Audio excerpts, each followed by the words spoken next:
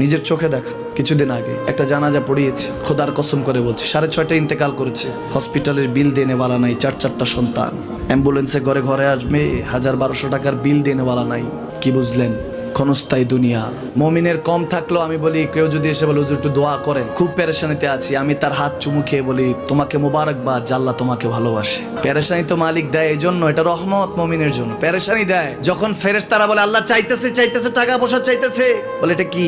বলে ফাসেক, দে বিদায় কর। তার চাওয়া চাই, বিরক্ত লাগে, বিদায় কর, কি লাগে দে।